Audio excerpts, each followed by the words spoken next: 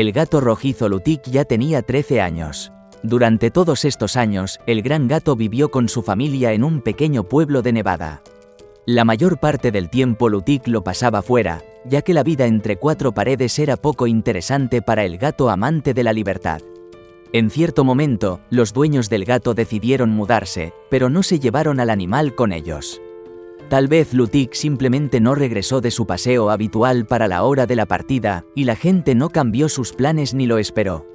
Los vecinos notaron que el gato volvía a menudo a su antigua casa.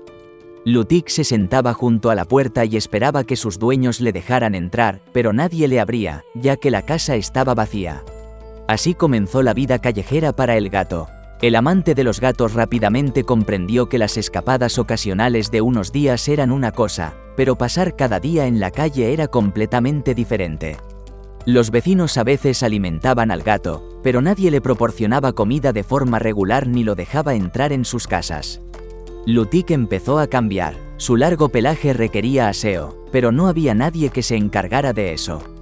Cada día aparecían nuevas esteras en el pelaje de Lutic, el pelo se apelmazaba, formando nudos pesados a los que se adhería la suciedad. El peso extra era incómodo y, con el tiempo, se volvió doloroso, ya que la piel debajo de las esteras se inflamaba. El gato caminaba llorando alrededor de su antigua casa, pidiendo ayuda. Uno de los vecinos decidió ayudar al gato, lo atrapó y lo llevó a un refugio.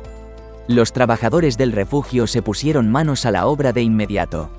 Había mucho que hacer, los trabajadores tardaron horas en asear al gato y el procedimiento tampoco fue fácil para Lutic. Durante el aseo, su piel se irritaba, que ya estaba inflamada. La vida en la calle se convirtió en un desafío para Lutic, pero afortunadamente, a pesar de su edad, los veterinarios no encontraron problemas de salud en él. Aunque Lutic sufrió y se enfadó con la gente durante el aseo, el gato resultó ser indulgente y, cuando pasó la incomodidad, corrió hacia uno de los trabajadores y saltó a su regazo.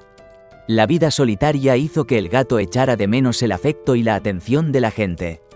Los voluntarios están tratando de encontrar un nuevo hogar para Lutic, un hogar donde no lo dejen solo y pueda pasar sus días con calor y cuidado. Estimados espectadores, no olviden suscribirse al canal.